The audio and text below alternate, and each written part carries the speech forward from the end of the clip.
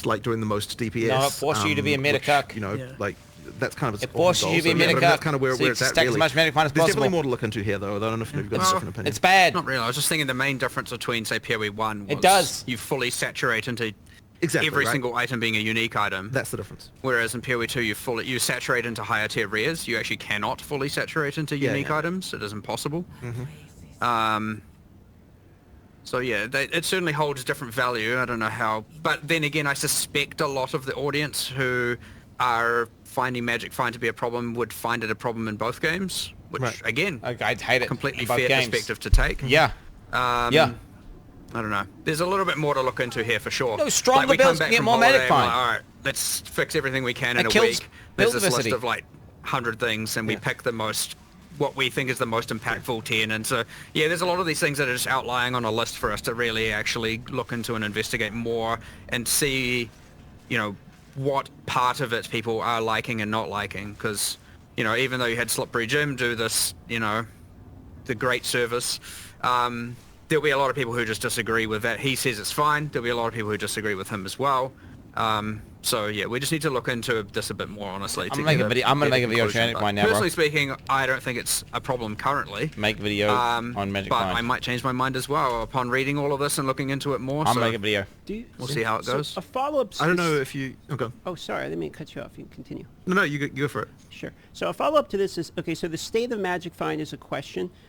Specifically, do you have a belief on how you believe it's influenced the economy? I'm seeing a lot of comments sometimes when I'm live, people like Magic Find's the reason, inflation's the thing, etc. So what is your guys' belief in terms of how much Magic Find is actually making an impact in the current economy? Actually, there's another difference from PoE 1 actually, of course, is that Magic Find now increases the tiers of currency you find. Yes. Which, yeah. I don't honestly think that we have an informed enough opinion. They on have this not topic, thought about this actually, much, to have they? To be fair. What? Yeah, like, I don't think it's been our primary concern, like, this week, because of the fact that, like, there's other things that we think, you know, like, we really wanted to make sure that the actual play experience is prioritized as the main thing. Like, that's the kind of, you know, our focus right now. Which, I mean, obviously this affects it, but it's kind of like something where, like, it's a slightly longer term concern. So it's something we need to definitely investigate more. But yeah, it was really like that map playability and like making sure that, because like, I mean, when people are dying to things that they think are bullshit and stuff like that, that's kind of like something that we were more concerned about. So fair enough. yeah, that's, I would say we need to definitely do more. We need to form an opinion about this before we can say more about it, I think. How about I phrase a question like this then? In PoE 1, item quantity was removed, which affected currency. In PoE 2, you now bake that into Yeah, I see what you mean. Yep, that's a very good point. What is the reasoning for reintroducing quantity that you made No a reason. decision to remove in PoE 1? It was in D2, bro. I don't think that we looked at that as reintroducing quantity, but you are correct that it does increase the quantity. Well, okay, it's not that it increases the quantity of currency; it increases the type, the tier of the currency you get, which you would look at that as quantity because like you don't care about people filter like, the lowest of it anyway. You don't care about the higher ones, and so as far as you're concerned, that is quantity. So I would say we just didn't really look at that as quantity, but you know, you're not wrong about that, right? That is true.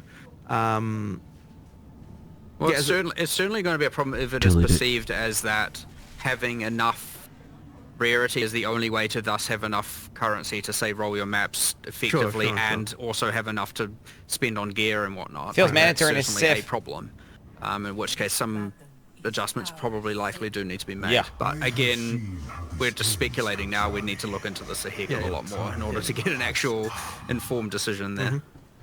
That's fair. I do have one last follow-up on it, and it's a discussion we had 4 or 5 years ago with Chris Wilson, and the topic was actually about currency drop as well.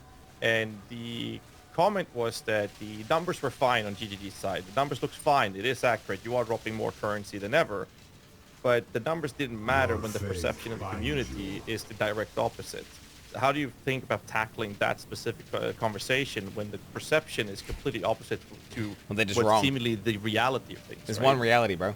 So are you saying that the community perception is that currency doesn't drop enough? It's the perception is that rarity is a mandatory stat. Yeah. Oh, sure. Yeah, Well, absolutely, right? Like, look, if the community feels that way, we should absolutely look into it and do more about it, right? Like, Delete it. But bear in mind that Yeah, I sort of often say, you know, like when the community has a problem, this is an invitation for us to understand the problem and then for us to address it in the way we want to address it. And that way isn't necessarily exactly what the community is saying, but it's just effectively like, I do want to keep doing things until the community is no longer unhappy about it. But that may not necessarily look exactly like in the form that they're expecting, if you know what I mean. So yeah, we have to look more into this. That's absolutely the case, right? And we can tell that because of the fact that people are unhappy. So yeah, we will look into more into it. So, speaking of unhappy, Oh, we're going to get into State of Melee / Maces is the next portion of the questions here. So, let's talk about Warrior and Maces. What are your guys' feelings currently on the state of Maces? How do you want Mace skills in particular to function in Path of Exile 2? Obviously, they're very long cast times. Movement of mobs can be very quick. You can get stunned, interrupted. On the tree as well, there's many nodes that literally reduce like attack speed in order to gain other things. So more or less, Warrior's in a position where a lot of people feel like it's clunky, too slow for the current in-gameplay loop. Or Warrior feels like maybe the first class design division of PoE2 was fairly slow. So what is your guys' response as to the state of Mace skills, and where would you like to take it? Well, our first question I would have for you is, do you think it's a problem during campaign or only in No, in-game? in-game. I would say it is in-game. more specifically a problem in an exponential ramping as you continue the game until you hit a point where there's pinnacle bosses, and then you can kind of one-shot pinnacle bosses with some of the setups currently. So there's a mid portion of the middle to later Ramos, in-game in which it feels like a problem, specifically because you have things like volatiles that actually track you, and if you stay in position, you're heavily punished.